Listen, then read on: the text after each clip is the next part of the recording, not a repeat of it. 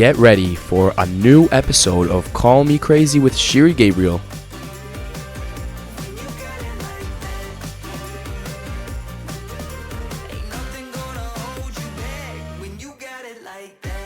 Hello, everybody. Good day, good morning, good afternoon, good night, good evening, wherever you are. Welcome to Call Me Crazy with 𝙩𝙩𝙩𝙯.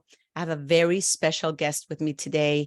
He is a wonderful man, professionally, personally. We have not met in person, but I feel like I've known him for a long time. He has helped me so many times, just like he has so many other people. He is all about that. His heart is big.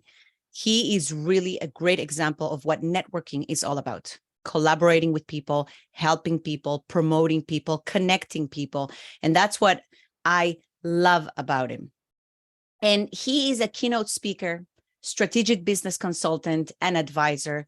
He is what I call a fancy and well-educated private investigator, a provocateur of pattern interrupt, as it says in his LinkedIn profile. It is a pleasure to introduce to you Mr. Dan Goodwin. Hello, Dan. Hi, Sherry. Hey, thanks for having me. That was a great introduction, and the check is in the mail, I promise you. I wouldn't expect less from you, Dan. So, Dan, let's start by you telling us a little bit about what you do and what your passion truly is. Sure. So, my passion comes from a lifetime of corporate and then entrepreneurship. So, the investigator part that you mentioned in the intro was something that I worked on in the private sector as an investigator, security investigator for a Fortune 100 company. So I was sent to the same school in Chicago that the federal and the state, county, local police, RCMP, Scotland Yard, so to learn investigation skills. And so that was many, many years ago when I was a young man. So when I left corporate many years ago, I was able to take those skill sets and start consultancy. So CYA Consulting is the name of my company, and it's Cover Your Assets, in case the listeners are interpreting the CYA as something different, right? A little pattern interrupt there. And I've been able Cover your to assets. Assets, yes, just in case people heard it differently in their neck of the woods. So I was able to take those investigative skills and then help people level up their critical thinking into clarity, and then also teach them some investigative skills that would make them a better asker of questions. So that's really where my passion is to help people work through issues that they may have, and then mainly help them prevent issues by asking great questions before the issue arises. So that's really my passion. Why are you so passionate about this? Oh, well, I was the eternally curious child that asked a lot of questions. And as you can imagine, that may or may not have driven my parents to distraction. Sit down, shut up. You're asking too many questions. But that served me well later in life. Yeah, well, yeah. So it served me well later in life.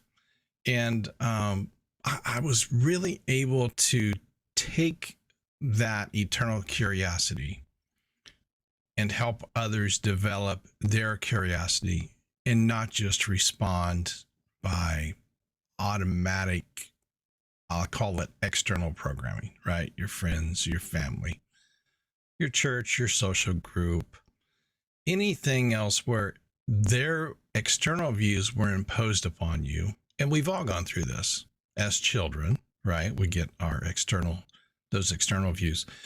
The challenge is a lot of us are still operating on issues, trauma and drama that may have happened when we were 8, 10, 12, 15 years old.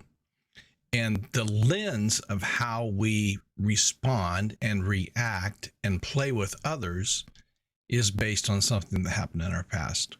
So when I challenge people to start thinking for themselves, it really opens it up and gives them some freedom to do what they are in congruency and authenticity with themselves. Amazing. I truly believe, and I've heard this many times, that the best listeners are those who ask the most questions. And so I want to assume that you are a great listener, and I know that about you. And you really know how to get not only into people's minds, because that's really what part of what you need to do, but into people's hearts. And I think that that's one of the reasons that you connect with people so well, because you ask the right questions and you get to their hearts, you get to their whys, you understand them so well. So I know you do this professionally, but I think personally, you just have that as, I think, a superpower. But let me ask you that question.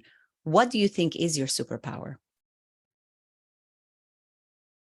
My superpower is people, the ability to read people, the ability to, as you say, go deep with people, to cut through the extraneous BS, belief systems, right? In case you heard that differently, to cut through all of that extraneous stuff and get down to the heart of the matter, or into the heart of the matter. People, here's what I know, Sherry. People ask questions for two reasons. And the first reason is to affirm a deeply held belief or position.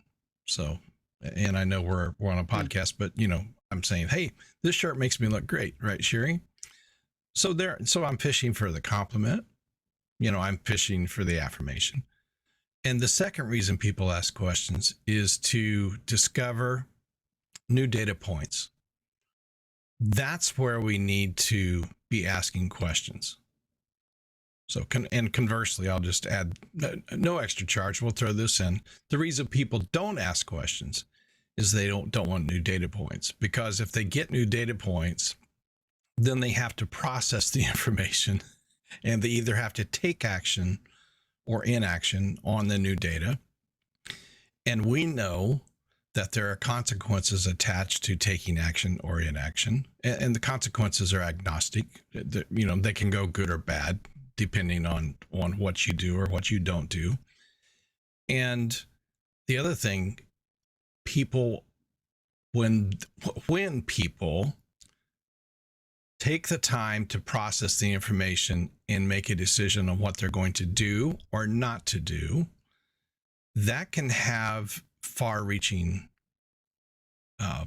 outcomes.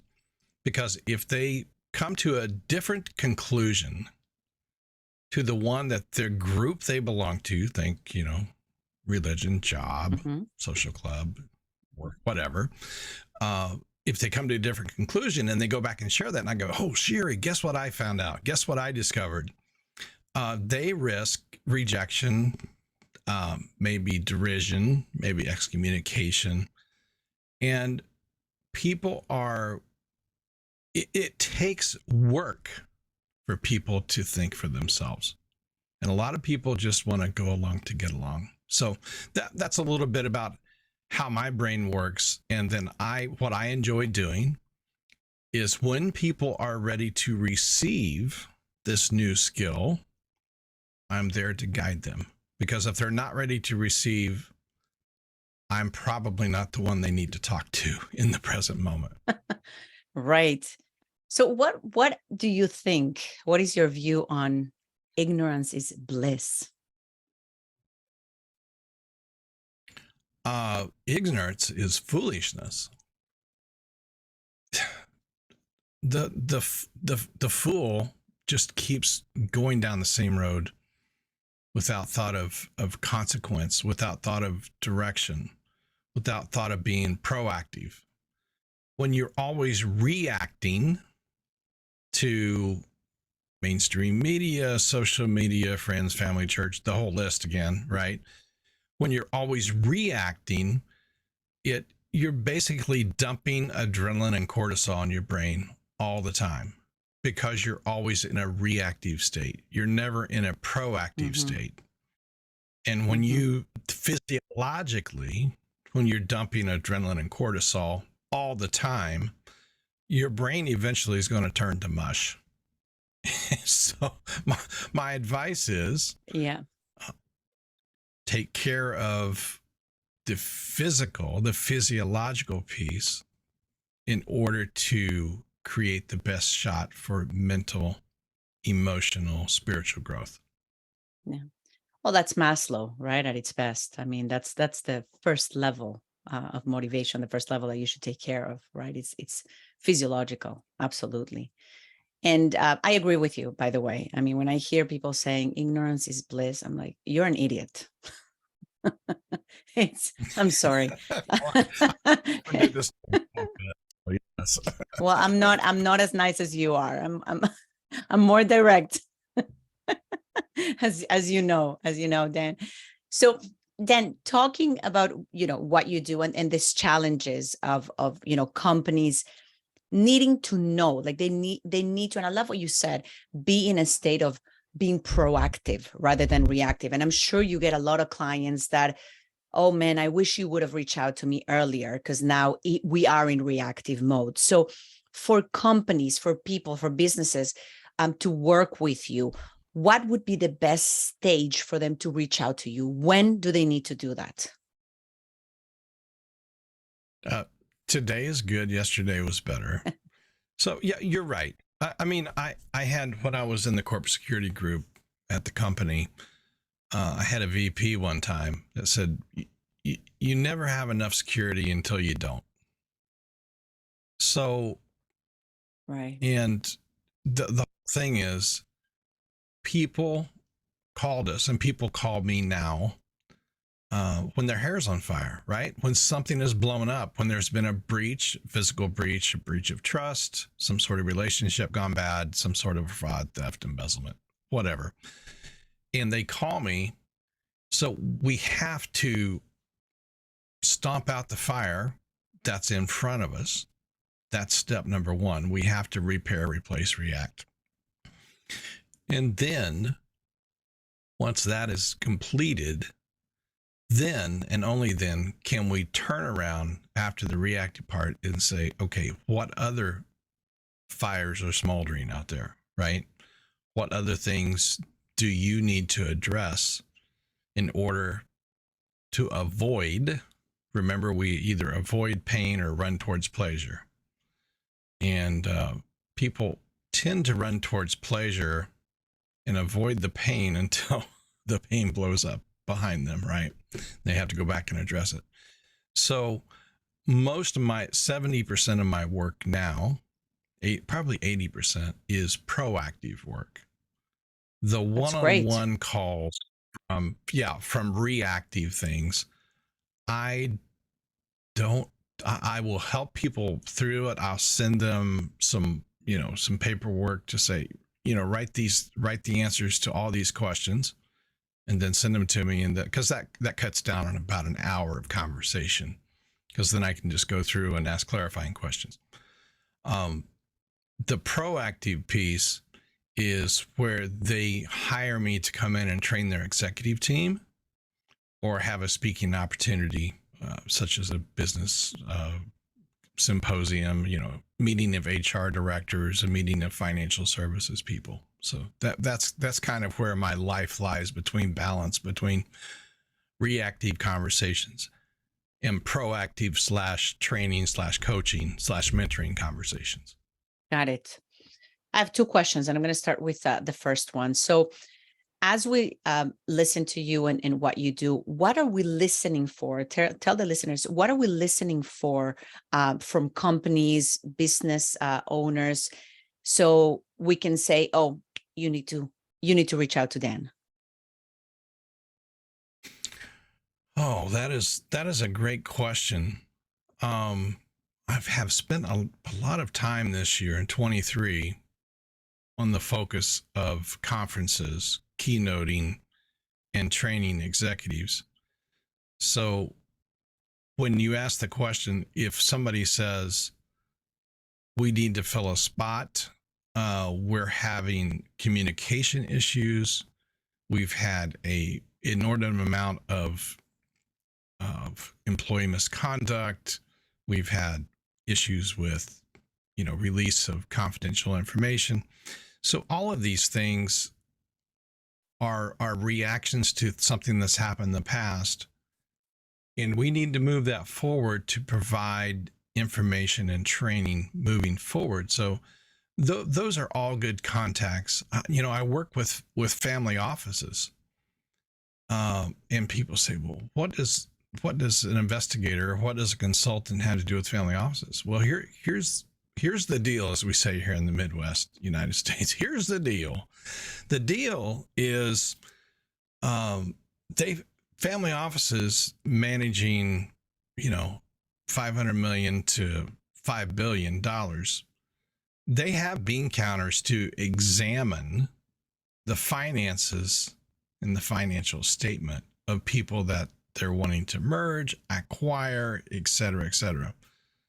What they miss sometimes is the human element. So I'll have a family wealth officer manager say, we've got 2 families ready to deploy 15 million in this vertical with these are our 3 top acquisition targets.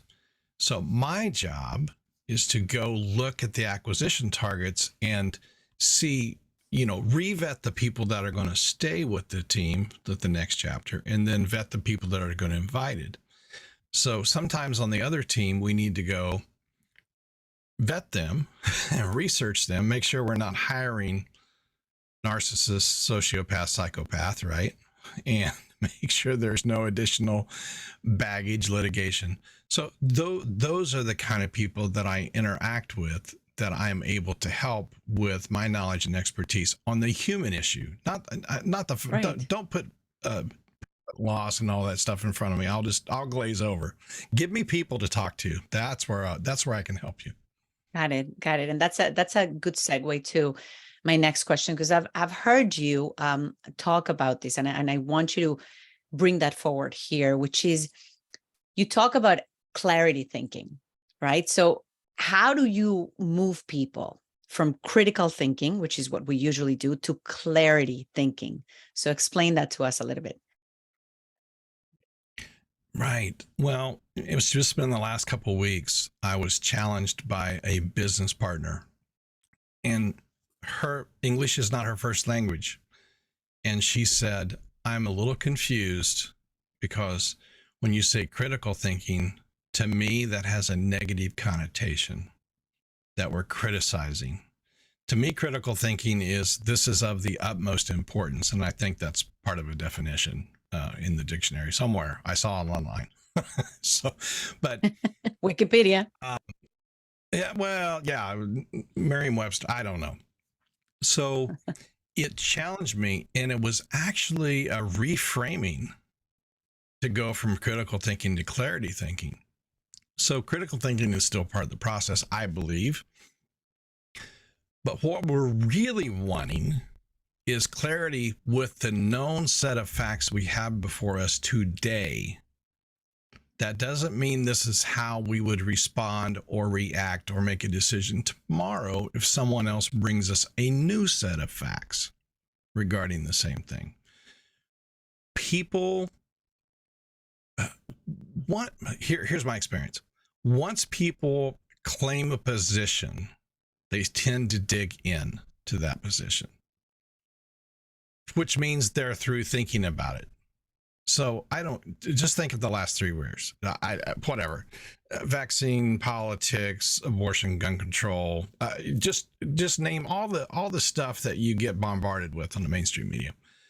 And when you pay attention to social media, mainstream media, and you accept that external programming to yourself, that's when you want to defend, because everyone wants to believe they're right. They're correct.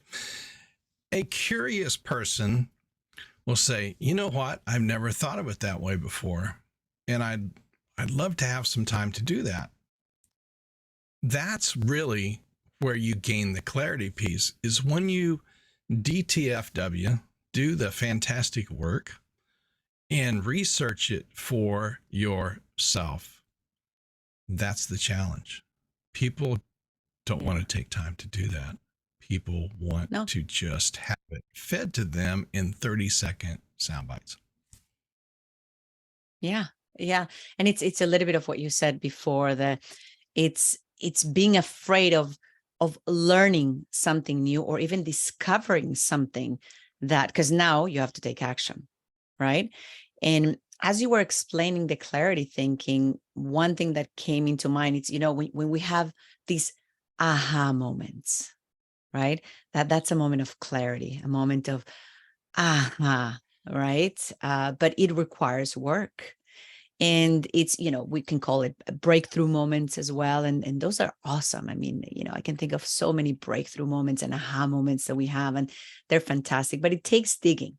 It takes, I think, paying attention to you, that self-awareness, paying attention to the world, connecting with people, learning new things all the time. So I love that. I love that when you talk about clarity thinking. Dan, I want to ask you one last question that I love asking people, and that is, if you had a magic wand, what would you do? What would you wish for? Oh my goodness. Great question. I guess the first thing I would do is replace all the politicians and the mainstream media and let people give them the ability, give them the desire. Everybody can have the ability. Give them the desire to really lead with love and figure out things for themselves without. Everybody wants influence. Everybody wants to be an influencer. My question is, influencer for good or for not good, for evil? So yeah, right now, the state of the world, I think it's probably easier to replace the politicians. So that would be my magic wand for today, Sherry. I love that. I love that. Yeah. Dan, yeah. Now. Ding. If you could only do that. Dan, thank you so much for being here with me, with us, enlightening us about everything that you do and the great things that you do. We are going to put your coordinates on the bottom of the description of the podcast. But if you can quickly tell people, what's the best way to reach you? Oh, absolutely. Well, the playground I play in is LinkedIn. So that's where you need to come find me. And if people find me on there and reach out, just let me know that you heard it on Call Me Crazy, so I will know what the connection is. I get a lot of requests. I don't accept them all. I get a lot of requests on LinkedIn. And I've been way more selective starting in the last 3 years about who I'm connected with to make sure that I feel that I could be of value to them or they could be of value to me. Absolutely. I understand that. I do the same, and you do a great job at that. And that's why I feel so blessed that I'm part of your network. So thank you for letting me in. Thank you for being here with me. And I'm going to wish you that you find that magic wand, even if you don't, change all the politicians, but that you're always at peace, that you're always healthy, that you're always happy, and you continue to bring so much joy to so many people. Dan, thank you so much for being here. Appreciate you. Thank you, Sherry. It's been a pleasure. I look forward to our next conversation. Thank you. This has been another episode of Call Me Crazy with Sherry Gabriel. Make sure to join in next week for a new episode. And if you would like to contact Ms. Gabriel about speaking or training at your next conference, function, or event, visit sherry.coach.